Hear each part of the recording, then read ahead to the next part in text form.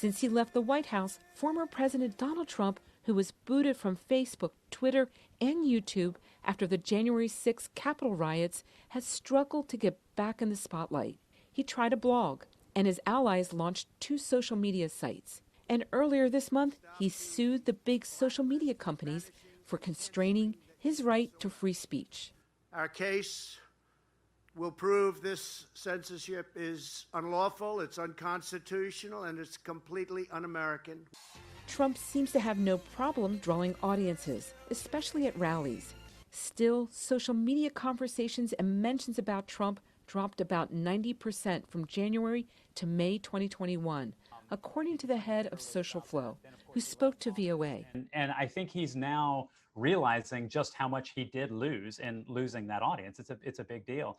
Worldwide, leaders are trying different methods for reining in the social media giants. The Nigerian government booted Twitter after it deleted a tweet by President Muhammadu Buhari.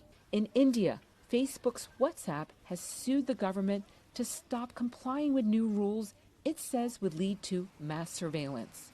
In Russia, a new law requires social media firms to hire local staff if they want to advertise in the country.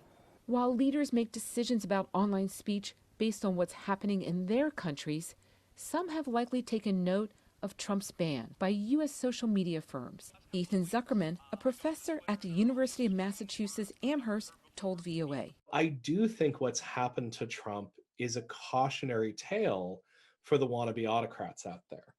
What's not clear is exactly what lesson they're going to take from it.